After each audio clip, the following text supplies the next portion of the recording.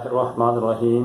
کرنگی کراچی سے محترم عبداللہ بھائی صاحب نے پوچھا ہے کہ ہماری ٹینکی میں 2 چوہے گر گئے، ایک چوہا تو مر گیا لیکن دوسرا چوہا زندہ تھا، تو اب دونوں چوہوں کو ہم نے نکال کر باہر پھینک دیا۔ اب جو ٹینکی کے اندر پانی ہے اس کے لیے کیا شرعی حکم ہے؟ تو میرے محترم بھائی، اگر آپ کا ٹینک 225 اسکوائر فٹ بڑا ہے تو پھر تو وہ یعنی جو پانی جاری ہے اس کے حکم میں، اس کے احکامات الگ ہے۔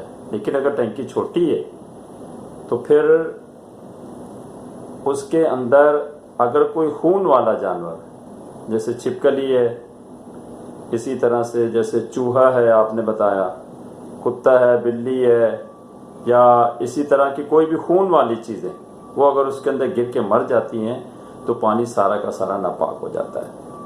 بصورت مسئلہ 2 چوہے یعنی کہ آپ کی ٹینکی میں گرے، ایک مر گیا ایک زندہ تھا۔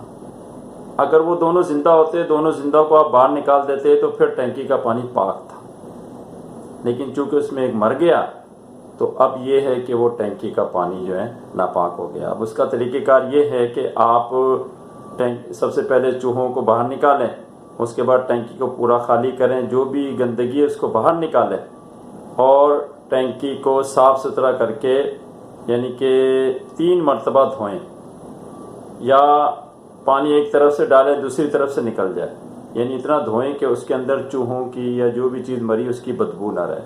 جب بدبو نہیں رہی تو پھر یہ ہے کہ آپ اسے تھوڑا سا سکھانے کے لیے چھوڑ دیں، اس کے بعد اس پہ نیو پانی ڈالیں تو اب یہ پانی پاک و صاف ہے۔ مسئلہ میں نے بیان کر دیا، باقی واللہ اعلم۔